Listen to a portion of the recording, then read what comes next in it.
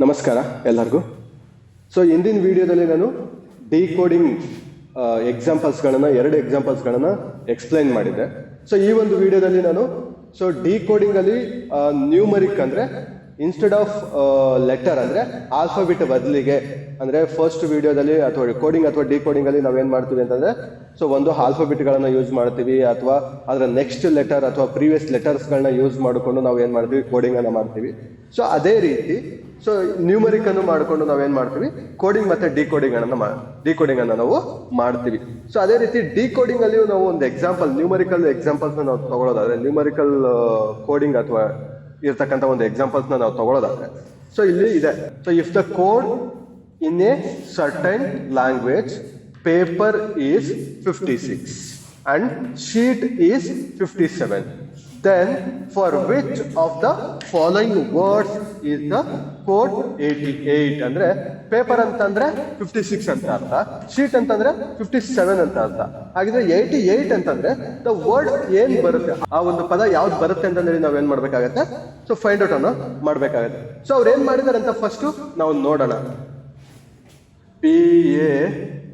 PAPER is equal to 56.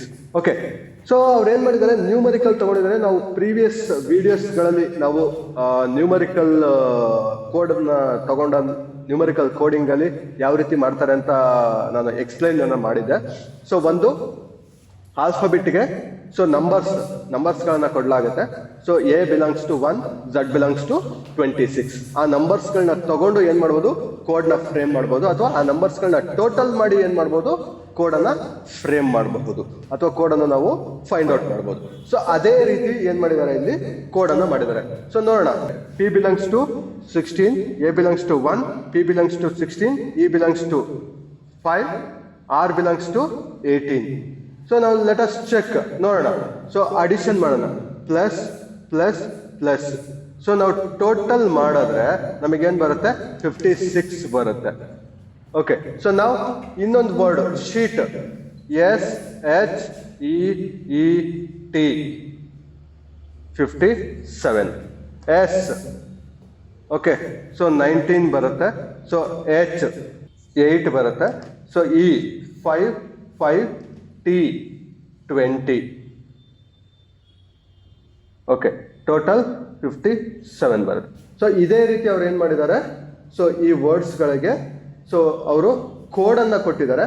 ಈ ಕೋಡ್ಗೆ ಯಾವ ಒಂದು ವರ್ಡ್ ಬರುತ್ತೆ ಅಂತಂದೇಳಿ ನಾವೇನ್ ಮಾಡ್ಬೇಕಾಗತ್ತೆ, ಫೈಂಡ್ ಔಟ್ ಅನ್ನ ಮಾಡ್ಬೇಕಾಗುತ್ತೆ. ಜಸ್ಟ್ ಚೆಕ್ ಮಾಡ್ಕೊಂಡು ಅವನ್ನ ಐರನ್ IRON ನಾವು ಚೆಕ್ ಮಾಡಿದ್ರೆ 9 + 18 + 15 + 14 is equal to 56. ಅದೇ ರೀತಿ ಈ 4ಕ್ಕೂ ನಾವೇನು ಚೆಕ್ ಮಾಡ್ಬೇಕಾಗತ್ತೆ. ಓಕೆ, ಇನ್ನು ಉಳಿದ 3ಕ್ಕೂ ನಾವು ಚೆಕ್ ಮಾಡಿ ಟೋಟಲ್ ಅನ್ನ 88 ಬಂದಿರೋದಕ್ಕೆ ನಾವು ಆನ್ಸರ್ನ ನಾವು ಫೈಂಡ್ ಔಟ್ ಮಾಡ್ಬೇಕಾಗತ್ತೆ. ಏನು ನಮಗೆ ಎಕ್ಸಾಂಪಲ್ಸ್ ಇದೆ, ಅದೇ ರೀತಿ ನಾವು ಕ್ಯಾಲ್ಕುಲೇಷನ್ಸ್ ಅನ್ನ ಮಾಡಿದಾಗ ಫಸ್ಟ್ ಒನ್ಗೆ 56 ಬರ್ತಾ ಇದೆ, ಸೆಕೆಂಡ್ ಒನ್ಗೆ 94 ಬರ್ತಾ ಇದೆ, ಥರ್ಡ್ ಒನ್ಗೆ 82 ಬರ್ತಾ ಇದೆ, ಫೋರ್ತ್ ಒನ್ಗೆ 88 ಬರ್ತಾ ಇದೆ. ಹಾಗಿದ್ರೆ 88 belongs to parrot. 88 belongs to parrot. This is the answer. Okay, ಇದೇ ರೀತಿ ನ್ಯೂಮರಿಕಲ್ ಆಗಿರ್ಬೋದು, ಏನು ನಾನು ಕೋಡಿಂಗ್ ಎಕ್ಸಾಂಪಲ್ಸ್ಗಳಲ್ಲಿ ಎಕ್ಸ್ಪ್ಲೈನ್ ಮಾಡಿದ್ದೀನಿ, ಅದೇ ರೀತಿಯಾಗಿ ಡಿಕೋಡಿಂಗ್ ಅಲ್ಲೂ ಏನ್ ಮಾಡ್ತಾರೆ, ಕ್ವಶನ್ಸ್ ಗಳನ್ನ ಅವರು ಕೇಳಬಹುದು. ಡಿಕೋಡಿಂಗ್ ಮೀನ್ಸ್ ಆ ಕೋಡ್ ಅನ್ನ ಕೊಡ್ತಾರೆ, ನಾವು ವರ್ಡ್ ಕ್ಯಾಲ್ಕುಲೇಷನ್ ಮಾಡಬೇಕು. ಕೋಡಿಂಗ್ ಮೀನ್ಸ್ ವರ್ಡ್ ಅನ್ನ ಕೊಡ್ತಾರೆ, ಕೋಡ್ ಅನ್ನ ನಾವು ಫೈಂಡ್ ಔಟ್ ಮಾಡುವಂಥದ್ದು. ಕೋಡ್ ಕೊಟ್ರೆ ವರ್ಡ್ ಫೈಂಡ್ ಔಟ್ ಮಾಡುವಂಥದ್ದು ಡಿಕೋಡಿಂಗ್, ವರ್ಡ್ ಕೊಟ್ರೆ ಕೋಡ್ ಫೈಂಡ್ ಔಟ್ ಮಾಡೋದು ಕೋಡಿಂಗ್. ಇದನ್ನ ನಾವು ಕೋಡಿಂಗ್ ಮತ್ತೆ ಡಿಕೋಡಿಂಗ್ ಅಂತ ಹೇಳ್ಬಿಟ್ಟು ನಾವು ಕರಿತೀವಿ. ಈ ರೀತಿಯಾದಂತಹ ಕ್ವಶನ್ಸ್ಗಳು ನಿಮಗೆ ಈಚ್ ಅಂಡ್ ಎವ್ರಿ ಎಕ್ಸಾಮ್ ಅಂದ್ರೆ ಕಾಂಪಿಟೇಟಿವ್ ಎಕ್ಸಾಮ್ಸ್ಗಳಲ್ಲಿ, ಅಂದ್ರೆ ಎಲ್ಲಾ ರೀತಿಯಾದಂತಹ ಕಾಂಪಿಟೇಟಿವ್ ಎಕ್ಸಾಮ್ಸ್ಗಳಲ್ಲಿ ಈ ರೀತಿಯಾದಂತಹ ಕ್ವಶನ್ಸ್ಗಳನ್ನ ಅವರು ಕೇಳ್ತಕ್ಕಂಥ ಚಾನ್ಸಸ್ ಜಾಸ್ತಿ ಇರುತ್ತೆ ಅಂತಂದ್ರೆ ಮೋಸ್ಟ್ ಪ್ರಾಬಬ್ಲಿ 2 ಅಥವಾ 3 ಕ್ವಶನ್ಸ್ಗಳನ್ನ ಅವರು ಕೇಳಬಹುದು. Okay, thank you.